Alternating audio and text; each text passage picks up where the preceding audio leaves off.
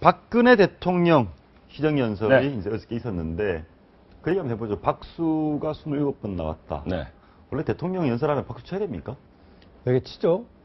치고 어제는 보니까 특별하게 또 야당에서 조금 협조하는 느낌이 있었어요. 보니까 문희상 비대위원장이 조금 잘해주자라고 한 것 같고요.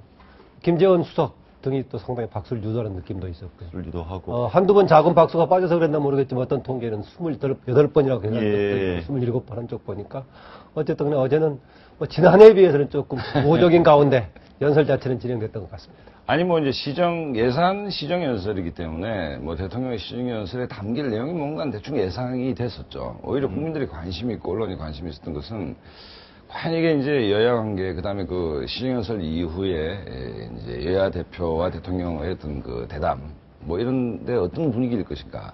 또 한편에서는 뭐 냉랭하거나 좀 싸늘하지 않겠냐 김무성 대표, 박근혜 대통령의 예. 어떤 분위기 뭐 이런 등등에 관심이 있었는데 제가 좀 주목하는 것은 이제 박근혜 대통령 입장할 때 야당 의원들 대부분 기립박수를 쳤습니다. 이게 그 야당이 지금 여러 가지 어렵지 않습니까? 그렇죠. 역시 정치는 좀 선수가 한다는 느낌을 갖는 게 문희상 비대위원장의 오선 아닙니까? 구렁이가 한 5마리 정도 들어있는데 야당의 어려움이 두 지도자 문재인, 안철수 두 의원이 초선이거든요.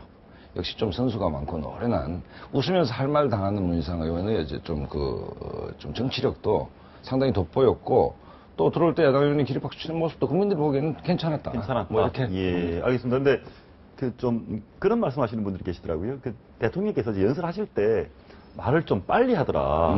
뭔가 좀 마음이 급한 것 같다. 무엇이 대통령의 마음을 그렇게 급하게 했을까요? 개혁 과제가 많았기 때문입니까? 원고 내용을 본인이 수정하다가 아무래도 이것저것 많이 집어넣나 봅니다. 많이 집어넣었다. 그러다 보니까 시간 내에 소화하려니 그만큼 해야 될 과제가 많았다? 야당은 문제제기 집단이지만 집권당은 문제 해결 집단이죠. 예. 결국 뭐 박근혜 대통령이 마음이 급한 게 경제의 마지막 골든타임이다. 협조를 해달라는 얘기이기 때문에 지금 경제가 안 좋지 않습니까? 그다음 예. 오늘 아침 여러 뭐 일간지의 그 논조들을 보니까 우리 경쟁이 어렵다는 얘기 아닙니까? 그렇다라고 본다면 박근혜 대통령이 구체적인 성과를 낼 수 있는 해가 올해 내년 아니겠습니까? 그렇다고 보면 마음이 급한 게 어찌 보면 당연하죠. 당연하다. 예, 성과로 얘기를 해야 되기 때문에. 내용상으로 보자면 그렇게 급할 것도 없었습니다. 왜냐하면 그동안에 국무회의라든가 수석비 생활에서 했던 내용을 다 그냥 다시 넣은 것이기 때문에 어제 사실 새로이 특별한 내용이 없었죠. 요약 정리. 이미 했던 내용이어서 보기에 따라서는 박근혜 대통령이 혹시 이번에 시정연설을 통해서 그동안의 본인의 뭐에 대한 새로운 변화를 보여줄까 이런 기대라든가 국회에 요청하는 것도 있지만 국회를 향해서 본인이 뭘 해주겠다든가 예컨대 국정감사에서 이런저런 지적됐던 것에 대해서 정말 이런 건 조치를 하겠다. 방산 관련 하나는 집어넣긴 했지만 국정감사라는 데 지적됐는데 이런 등은 얘기가 없어가지고 사실 새로운 내용은 없었습니다. 알겠습니다. 그런데 아까 말씀하셨듯이 뭐 지난 해에 비해서 뭔가 시정연설하는 분위기는 여야 정치권 분위기는 좀 괜찮았다. 작년 9월은 뭐 김한길 대표하고 만났을 그러면 때. 작년 11월 네. 시정연설 짧게 한번 보고 네. 비교 한번 해보겠습니다. 그러죠. 경제 활성화와 일자리 창출은 국회와 정부, 여야가 따로 있을 수 없습니다. 다 함께 힘을 모아야 합니다. 예, 보셨지만 그때는 뭐 박수도 별로 없고 네. 조금 뭔가 표정도 그렇고 전반적인 분위기가 좀 딱딱한 느낌이었습니다. 어떻습니까? 작년 한 해를 압도한 것은 어찌 보면 뭐 새누리당 입장에서 보면 대선 불복 사건 아니냐 할 정도로 국정원 대선 개입 문제 여러 가지였던 그러니까 대선의 연장선상에 있었죠. 작년 한 해는. 그다음에 뭐 9월 달에 황우려 김한길 대표하고 대통령이 만났지만 그 문제는 그 김한길 대표가 취임하고 사실 여의도에 있는 시간보다는 광화문에 있는 시간이 훨씬 많을 정도로 여야가 굉장히 격렬한 대치를 하고 있는 상황이었습니다. 하지만 올해는 좀 다르죠. 세월호 관계도 뭐 여야가 합의를 했고 하기 때문에 작년하고 올해 분위기 좀 확실히 다르다. 확연하게 다른 것 같습니다. 다른 여러 면도 있습니다. 지난해 규정을 보기에 따라서 대선 불복이라고 여당은 얘기하겠지만 야당은 댓글 사건에 대한 대통령의 침묵, 예. 이 갈등이 해소되지 않는 가운데 있었던 시정연설이었고요. 올해는 세월호 문제가 풀렸다기보다는 대통령의 스타일에 대한 좀 지친 야당이 주장해도 대통령한테 들어가면 없어져 버리고 오히려 블랙홀이 돼버리는 이런 상황에 지친 것도 있었기 때문에 조금 선수가 많은 문희상 위원장이 우리가 좀 풀어주자라고 뭔가 부드럽게 해보려는 노력도 같이 결합했던 것 같습니다. 문희상 위원장이 뭐 그런 얘기 했습니다. 그 연설할 때 기립해라. 네. 또 기립 독려를 했습니다. 그러니까 이제 대통령에 대한 의회의 예우를 표시하는 것이 뭐 야당의 자존심을 굴복하는 건 절대 아니다고 생각합니다. 어제 그 이후에 뭐 여야 지도부와의 만남에서도 문희상 대표는 웃으면서 할 말 다 했거든요, 사실은. 예. 대통령 덕담대로 하면서 기분 좋게 하면서도 야당 대표로 살 수 있는 주장을 충분히 했습니다. 그렇기 때문에 대통령이 2년 연속 시정연설을 하는데 야당이 거기에 대해서 감사의 표시를 하는 것이 국민들이 보고 싶은 장면이다. 야당의 위기에서 강준만 교수가 얘기하는 게 뭐냐면 싸가지 얘기를 하지 않습니까? 뭐 야당이 너무 국민들이 보기에는 뭐 싸가지 없어 보인다라는 측면도 있기 때문에 그런 측면을 충분히 반영한 뭐 어제 어떻게 보면 주인공이 박근혜 대통령이었지만 또 다른 주인공이 문희상 대표였다. 아주 잘 이렇게 스무스하게 잘 끌고 갔다라는 평을 할 수밖에 없다. 문희상 비대위원장 야당의 대표로서 수용하는 그런 태도 있었고요. 본인이 특별하게 개별적으로 박근혜 대통령을 가장 칭찬해왔던 사람 아닙니까? 그렇죠. 그동안에 몇 번에 걸쳐 칭찬해왔는데 지난해 그 인수위 시절에 본인이 비대위원장 했을 때는 여전히 똑같은 입장이다라고 했었는데 지금 20개월이 지난 시점에서 박근혜 대통령의 평가 똑같을까? 제가 만나면 물어보고 싶습니다. 달라졌다라고 안 좋게 달라진 걸로 보시는 것 같은데요. 대통령께서 2년 연속으로 국회에서 시정연설을 한 게 박근혜 대통령이 처음이라고 하더라고요. 네, 그렇다고 어제 보도가 난. 잘한 겁니까? 잘한 거죠. 이런다고 대통령이 하는 직접 게? 하는 게 잘한 거죠.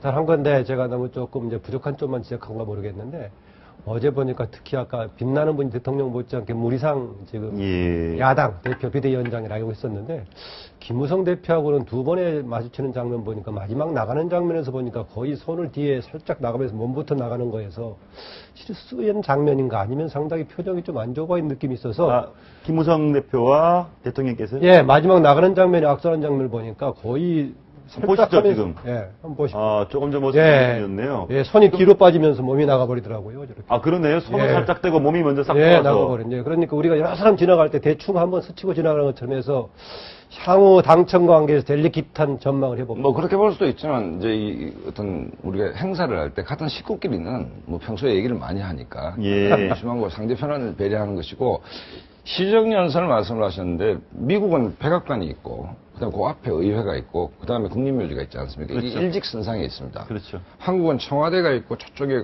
국립묘지가 있고 국회가 뜬금없이 여의도에 가 있습니다.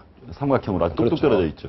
그러니까 이게 일직선상에 있어야 되는 것이죠. 그러니까 의회 권력과 행정 권력이 함께 국사를 논의하는 게 당연하기 때문에 특히 어제도 말씀드렸지만 대통령이 을의 입장에서 국회에 호소를 하러 가는 겁니다. 예산을 좀 잘 좀 부탁한다고.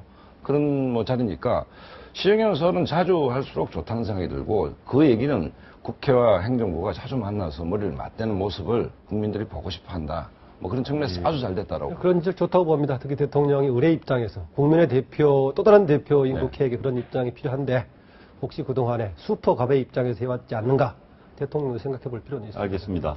그런데 좀 정치적 함의가 있다고 느꼈던 게 제가 정치를 잘 전문가는 아니지만 이 문희상 대표가 대통령에게 김무성 대표를 미워하지 마라. 좀 웃기는 상황 아닙니까? 그거는 이제 문희상 대표의 아주 고도의 잽이죠. 무슨 얘기냐면 개헌 문제는 뭐 어제 김무성 대표가 개헌 얘기할 리가 없지 않겠습니까? 근데 개헌을 예. 가지고 이른바 당청 관계가 한번 심하게 붙었습니다. 예. 여기서 살짝 잽을 던지면서 김무성 대표를 미워하지 마라가 주어가 아니고 예. 개헌 얘기를 안중에 꺼낸 것이죠. 김무성 대표를 미워했다라고 판단된 근거가 개헌이었으니까. 아니 김무성 대표 그건 뭐 신문에 다 난 얘기니까 당청 간의 갈등이 예. 있다는 게 그러니까 그거를 빗대서 개헌 얘기를 슬쩍 한번 흘리면서 상대를 디바이드앤 룰 할 수도 있는 것이고 뭐 상대의 갈등을 좀 부추기는 측면도 부추겼다기보다는 하여튼 그런 부분들을 그러니까 의제로 슬쩍 올려놓은 것이죠. 본격적으로 개헌 의제를 올릴 수는 없는 거 아닙니까? 그러니까 그런 형식을 통해서 개헌이라는 의제를 하나 메뉴에 추가를 한 것이다. 너무 많은 상상력을 동원해서 하시는 거 아니에요? 그렇죠. 그런데 우리가 미워하지 말라는 정도를 약간 스치면서 지나가는 농담으로 받아들인다는 것 자체가 현재의 당청 관계를 보여주는 거 아니냐라고 봐집니다. 우리가 이상적인 관계를 이야기할 때 협력적인 동반자, 여당하고 대통령하고 또 뭐 협력적인 동반자, 수평적 관계 이야기하는데 대통령이 여당 대표를 미워한다는 표현 정도 쓸 정도라면은 사실상 이상적인 관계는 아니죠. 그런 관계는 좀 한편은 개헌에 함의도 있었나 모르겠지만은 현 상황을 조금 비꼬는 것도 있습니다. 그 부분은 이제 김한호 원장님 말씀에 동의할 수 없는 게 야당이 계속 새누리당을 비판해왔던 게 황운희 대표 시절에 무슨 이중대냐, 도숙이냐, 그래서 김무성 대표는 생산적 긴장감이라는 표현으로 당대표 출마를 했습니다. 그러니까 긴장, 생산과 긴장이 좀 과도했을 때 충돌이 날 수도 있겠죠. 다만 거꾸로 본다면 김무성 체제의 당이 청와대 일방적으로 끌려가고 있지 않다는 표현일 수도 있지 않습니까? 그게 야당이 지금까지 주장해왔던 바 아닙니까? 제기했고. 그런 측면에서 본다면 긴장이 좀 과도해서 충돌이 날 수도 있지만 기본적으로 일방적으로 끌려가는 관계는 아니다라는 것을 거꾸로 역설적으로 네, 보여주는 그 점을 두고 주목한다면 저는 바람직하다고 보는데 네. 반대로 대통령이 여전히 지난해처럼 혹시 여당을 청와대 출장소로 생각하고 있지 않느냐 이런 생각이 제가 시작합니다. 그러니 저 청와대 쪽이 아주 비판적인 시각을 갖고 계십니다. 박근혜 대통령이 변함이 없어요. 변함이 없다. 그렇죠. 그 변함없는 어제 모습 덕분에 대통령 된 거 아닙니까? 그때는 그것 때문에 되는 것이 아니라 뭐 대통합 내세우고 경제민주화 내세우고 복지 내세우고 됐는데 지금 보니까 아무것도 없는 거죠. 어제 처음으로 뭐 대통령 시정연설에서 복지 예산이 예. 130조를 넘었다. 아다시피 예. 복지 예산은 자연 증가분이 훨씬 더 많은 거고 지금 유일하게 좀 저는 가능성 희망이 있는 것이 지금 공무원 연금 개혁 관련은 네. 박근혜 대통령한테 현재로서 유일하게 내세울 수 있는 브랜드가 아닌가라고 봐집니다. 알겠습니다. 아무튼 여당 지도부 자꾸 정치권에서의 음모까지는 아니더라도 굉장히 전략적 부분이 보이는데 네. 어제 또 방기문 유엔 사무총장 얘기가 또 나왔습니다.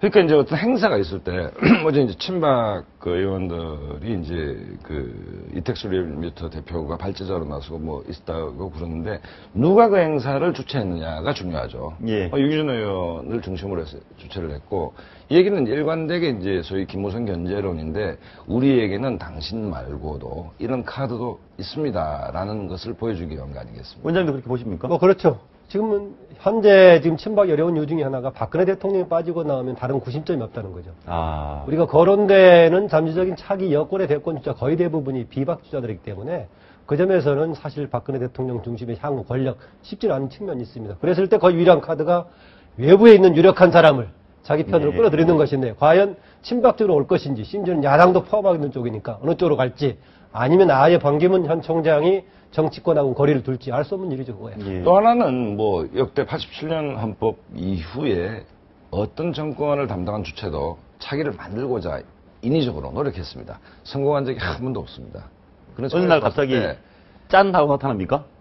그러니까 권력을 그러니까 새누리당이 새누리당 권력으로 연장하는 측면보다 우리 친박이면 친박, 우리 세력이 또다시 권력을 잡겠다는 의도가 성공한 적이 없다는 것이죠. 그만큼 대통령이라는 자리가 인공적으로 부양해가지고 만들어지는 것은 결코 아니다라고 저는. 예, 또 하나 현 대통령과 차기 대통령 관련돼서 그동안 보자면은요. 막판에는 현직 대통령하고 붙어가지고 맞서가지고 되긴 어렵지만은 전반기 때 보면 대부분 차기 대통령이 됐던 사람은 현직 대통령하고 그렇게 좋지 않았던 사람들이 노태우 전두환 때부터 계속 이어져 내려온 과정 보면은 각을 나중에 세워서 그 사람이 나중에 사실 미래 권력, 차기 그렇습니다. 권력이 대부분 됐습니다. 예, 각을 세워서 자기 브랜드를 띄우는 그런 전략 아닌가요? 그랬습니다. 그렇게 대통령 밑에서 전반부터 같이 그 밑에 있던 사람이 차게 되는 것이 아니라 맞서거나 경쟁 관계에 있던 사람이 대부분 차기 권력을 가졌죠. 그러니까 친박의 고민은 뭔가 하면 김한호 원장이 좋은 지적을 하셨는데 박근혜 대통령의 임기가 끝난다면 사람이 없습니다. 그건 웅변적으로 지난 지방선거에서 보여줬지 않습니까? 친박이 권력을 쥐고 있음에도 불구하고 광역단체장 후보들은 대부분 뭐 원희룡, 안경필, 이번 보궐선거도 보면 나경원 이렇게 바깥에서 꼬아다 쓸 수밖에 없는 그러니까 자생적인 정치력을 가진 사람이 없다는 것이 친박이 갖고 있는 구조적 한계죠. 예, 알겠습니다.